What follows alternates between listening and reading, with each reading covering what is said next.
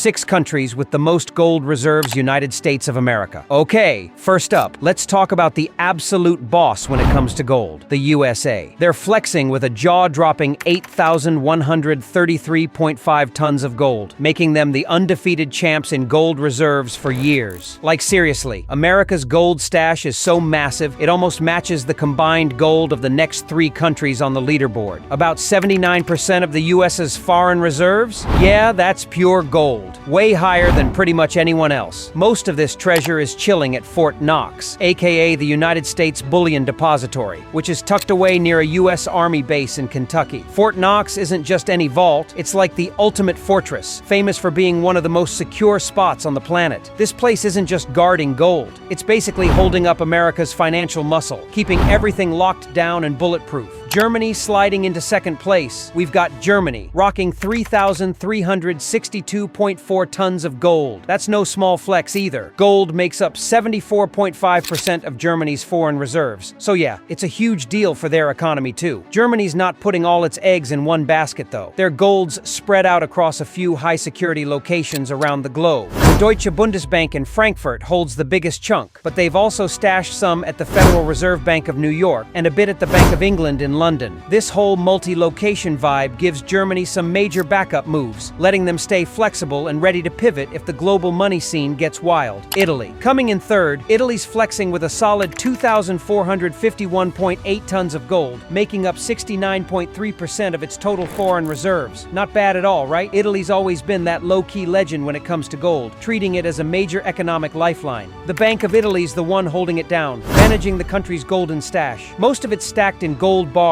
but they do have a smaller amount tucked away in coins too, just for that extra touch. Mario Draghi, the former head of the European Central Bank, once hyped up gold as a key shield against all the chaos around the US dollar's value. Basically, Italy sees gold as its financial safety net, keeping their economy steady no matter what's going on globally. France next up at number 4, we've got France, sitting pretty with 2,436.2 tons of gold. That's 64.5% of their foreign reserves. While some countries were out here selling parts of their gold stockpile, France was like, nah, we're good, and held on to most of theirs. The whole gold reserve thing actually got kinda political too. Marine Le Pen, one of France's big-name politicians, was out here calling for a total stop to any gold sales, and even wanted to bring all of France's gold stored overseas back home. Even with the debates and drama, France's gold game is still tight and super important for their economy. Plus, they stay in sync with global squads like the International Monetary Fund, IMF, proving their gold isn't just national pride, it's a whole global flex. Russia. And then sliding into 5th place, it's Russia, showing up with 2,298.5 tons of gold, which clocks in at about 22% of their total reserves. Over the last decade, Russia's been going hard on gold, actually outbuying China in 2018 and stepping up its game on the global stage. This whole gold obsession isn't just random either. It's part of a bigger move to ditch heavy dependence on the US dollar. Russia sold off a chunk of its American Treasury bonds and flipped that cash into gold. Smart moves for real. By stacking up their gold, Russia's built more economic freedom for itself, giving them better control to handle whatever wild twists come up in the world economy. China. All right, now let's talk about China. They're sitting on 1,958.3 tons of gold. But plot twist, that's only about 3.3% of their total foreign reserves. China's playing a whole different game here, using gold as just one piece of a much bigger, diversified strategy. Since way back in 2009, China's been pretty low-key about their gold moves, keeping things real under the radar. But then in 2015, they switched it up. The People's Bank of China started dropping monthly updates about their gold buys, making things way more transparent. Fast forward to 2021, and China pulled another boss move by opening up their domestic gold market to both national and international players. The goal? To beef up their economic resilience and flex even harder in the global gold trade. Even though gold's a small slice of China's reserve pie, don't get it twisted. They're still a major heavyweight when it comes to the global gold scene, using their stash to keep their economy steady and strong.